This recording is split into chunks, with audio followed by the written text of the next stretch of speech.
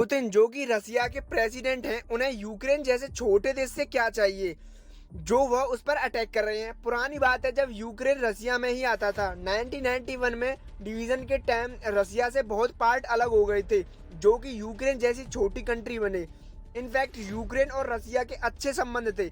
2021 में रसिया प्रेसिडेंट ने खुद कहा था कि यूक्रेन रसिया सेम हिस्ट्री शेयर करते हैं। यूक्रेन और रसिया में इतने अच्छे संबंध थे कि एनपीटी के तहत 1996 में यूक्रेन ने अपने सारे न्यूक्लियर बॉम्ब रसिया को दे दिए थे। आज खुद के पास होते तो शायद टक्कर देता। 2014 से पहले यूक्रेन रसिया के बहुत अच्छे संबंध थे क्योंकि यूक्रेन की सरकार रसिया की कठपुतली सरकार थी। रसिया के हिसाब से सारी पॉलिसी वहां चलती थी। बट यूक्रेन में भी दो ग्रुप हैं। एक ग्रुप जो प्रो रशियन गवर्नमेंट को सपोर्ट करते हैं, रसिया को ही अपना माई बाप समझते हैं, और दूसरा ग्रुप जो यूक्रेनियन नेटिव है जिनका जन्म ही यूक्रेन में है, जो कि यूरोपियन कंट्रीज की तरफ झुके हैं। यह लोग बीच बीच में विद्रोह करते थे कि यूक्रेन गवर्नमेंट रसिया की जी हजूरी करती है। नेटिव यूक्रेनियन यूक्रेन के प्रेसिडेंट के खिलाफ प्रोटेस्ट करते थे क्योंकि वो प्रेसिडेंट प्रो रशियन थे जो कि रसिया की जी हजूरी करते थे।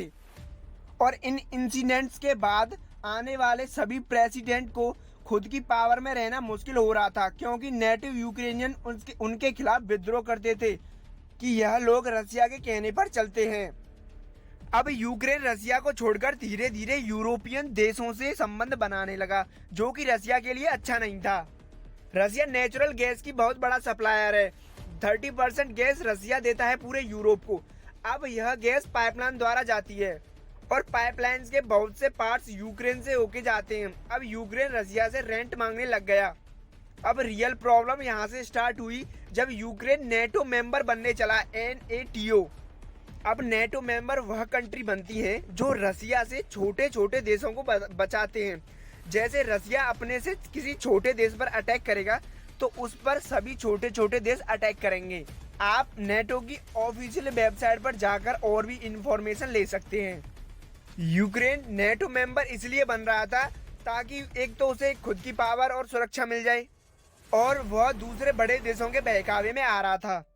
एंड रसिया ने यूएस से भी बोला था कि नेटो का बहाना बनाकर तुम हमारे फ्रेंडली कंट्री को हमारे खिलाफ कर रहे हो और उस पर अपनी मिलिट्री बेस बनाकर हमें कमजोर बना रहे हो, यूक्रेन को हथियार सप्लाई कर रहे हो। यूक्रेन नेटो मेंबर बनते ही उसके बॉर्डर पर नेटो की फोर्स बैठेगी जिससे रसिया की ईस्ट साइड को कवर कर लिया जाएगा, जिससे रसिया को आसानी से घेर कर खत्म किया जा सकता है।